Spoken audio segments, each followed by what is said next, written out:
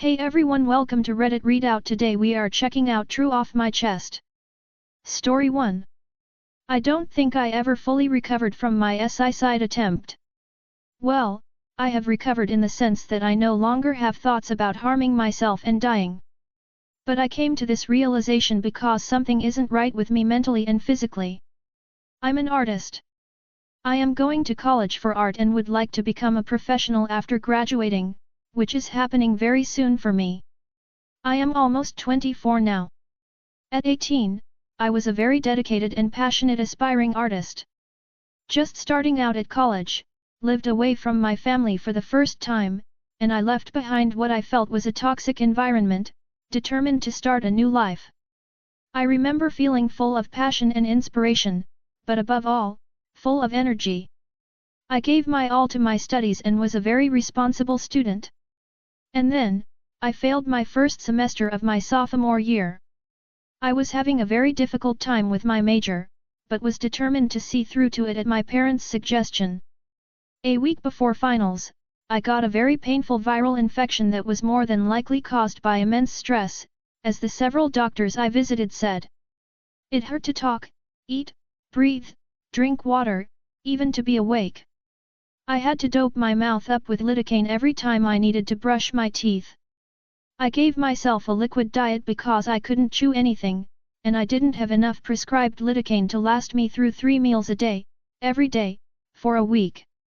I was in so much pain during my finals week that I opted to stay home and rest instead of attend class. I was beyond physically and mentally exhausted. That's why I ended up failing that semester. My parents just saw that I failed and didn't care about my stress. They didn't care I worked so hard that I only gave up because I became very ill. In the end, I wanted to switch majors, but the school told me I would have to wait until next fall rolled around to attend with my new major. My parents asked me to come home, seeing as I had no use to be on campus anymore. I thought that being home until the next year would give me a sense of refuge until I returned to art college. I wasn't just sitting around and waiting, I enrolled in community college in the meantime and planned to transfer those credits over. My parents cracked jokes about my failure. They would also say they couldn't wait to hear my relatives' reactions to knowing I am the very first, last name, in the family who flunked out of college. I hated every bit of it, but felt like I couldn't say anything because it was true. I was a failure, and felt like the biggest loser on the planet. In mid-2020, I tried to take my own life. I felt like everyone around me saw me as worthless, and I didn't want to be alive anymore. There were other negative circumstances, but this feud with my parents was the significant contributing factor. After being released from hospital, I was diagnosed with general anxiety and depression, and had to seek mandatory psychiatric and therapeutic help. For the last 3 years, I have been trying to finish my degree and fix my depression at the same time. I essentially started attending a local art college soon after my hospital release. I did not take time off to solely focus on my mental health. I felt embarrassed for already delaying my graduation by a year, so I felt like I had no choice but to focus on both simultaneously. For the next 2 of those 3 years, my motivation as an artist took an insane nosedive. There were very long periods of time where I had no desire to create art unless it was for a class assignment. There were equally as many moments where I felt like I didn't want to do anything at all, and I often neglected my homework. I was starting to feel lost and distressed. Art was my dream career. I drew all the time throughout my entire life. I know it's something I love very dearly. I couldn't understand how all of a sudden, I didn't want to do what I loved anymore. I also started to notice how fatigued I would get. I feel physically tired almost every day even when I am not doing anything strenuous. I started working part-time and joined a gym, but those were very temporary distractions and did not help me gain my motivation for art back. In the last year and a half, I started to shape up drastically. My turbulent relationship with my parents improved, I got out of a toxic relationship, I worked more part-time jobs, worked at an internship, and became a much better student. And yet, I still lack motivation and drive to make art. I still get fatigued in the middle of the day. I've been trying to pinpoint why I don't have the motivation anymore. I pointed so many fingers at so many different causes and excuses. At first I blamed my depression. I can't just poof away a mental illness, so of course I don't feel very motivated at the moment. Then I blamed the pandemic. It's hard to feel motivated when I'm attending school 100% online. I have little to no connection with any of my classmates and I can't have fun on the campus. Then I blamed the move back home. I lost contact with my friends at my previous college, and I don't have any new friends because I'm the new kid, but school is completely online now. I blamed the antidepressants for making me ill. The pills made me extremely and continually nauseous. I frequently had days where I vomited or completely lost my appetite. Years later, I realized I lost 10 pounds in total. Of course it was hard to concentrate on art and to feel motivated if I was going through all of that. I also blamed the bad relationship I had with my family. I wasn't in a position to move out, so I had to live home with my parents. The animosity was almost tangible, which was also negatively impacting my mental health. I resented them because they didn't acknowledge their part in influencing my self-harm attempt, and because I felt like they were demanding too much from me in too little of a time frame. They were hoping I'd graduate in 2022, and not 2023, as if I had never had this little break in my studies. In the end, I realized it's just me. That maybe, I feel this way because I am choosing to not work on improving myself. But I have been taking many steps to improve my mental health, so perhaps I am not improving myself the right way, or I just don't know how to help myself. I don't know what is that magic ingredient I need in order to go back to how I was when I was a high school graduate. I don't know how it was even possible for me to lose motivation for the one thing I loved doing above all else in the first place. Is this a trauma response? But in response to what? Thank you for reading. Story 2. I may find out tomorrow if my life is truly a lie. For those asking for an update, I am in CST. It is currently 10:51 p.m., 3 hours after I originally posted. As long as I can remember, my parents have joked I had a younger sister that died because she learned not to make me mad or I shouldn't have taken her camping, etc. I never thought anything of it, until today. This comes in later. My life story doesn't add up.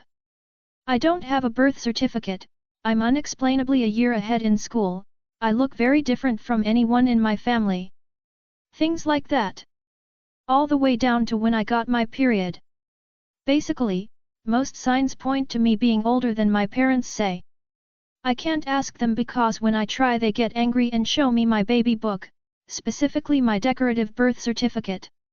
Needless to say, I'm confused. I had the story down to the T, but one thing didn't make sense. Why would they lie about my age? My parents have always treated me worse, like I was just a choice or an option. Today, I was talking to my best friend Skyla about it, and he suggested that maybe the jokes about having a younger sister weren't jokes. All of the evidence I'm my age could have been my sister. She did exist, but was stillborn. My parents just couldn't cope with losing her, so, on September 13, 2006, they converted all of her papers to my information as if they never lost her. Tomorrow I'm going to my city's Department of Health and I'm going to get a copy of my birth certificate. My birth certificate. Hopefully this nightmare will be over. Before anyone asks, parents have a history of lying about this kind of thing. I'm the only person in my family they don't have a birth certificate for. There's always been confusion from my family members on my birthday. Story 3. I, 23F, am in love with my best friend, 27M, and I don't know how to approach the situation. I, 23F, am in love with my best friend, 27M, and I don't know how to approach the situation. I'm in love with my best friend and I don't know how to tell him or if I should tell him. I feel like if I don't tell him I'm missing on an opportunity of something more with him. Something more with him seems completely illogical and based on pure fantasy. But so did us having sex together. We had sex for the first time this summer and we had fun, but it wasn't like magical or anything. I feel very deeply for him and I have for a while now. I have so much admiration and respect for him as we met at a very hard time in my life and he helped me become a better person. We live pretty far apart, so I only see him once or twice a year and we talk much less than we used to. I thought this distance would change how I felt, but every time we get together to hang out it comes back again. The first time I met him, when I went up to talk to him, it was because I thought he was cute and then we became good friends. He's not emotionally available and I don't think I want anything from him. I just want to get this off my chest. He's one of the sweetest and intelligent men I know, but he's super out of my league and I understand realistically that we won't be romantically involved. I don't know how to get rid of this feeling. I've thought about going no contact for a while now, but it seems really unfair to do that without an explanation and ultimately it's not what I want. Sorry if I'm all over the place with this, I don't know what to do or how to approach this. Our friendship means so much to me, but I also know I'll regret not telling him eventually. I know it's selfish, but I know I'll be hurt seeing him with someone else. I'm also worried that if he starts seeing another girl that this new girl wouldn't want him to be friends with me since we had sex together. I'm a mess, I love him but it's just very impractical, but I feels very right and wrong. Story 4. Someone please kidnap me and lock me up. After being rejected as a kid for seemingly no reason, over time I just became that weird outcast girl even though it wasn't my fault.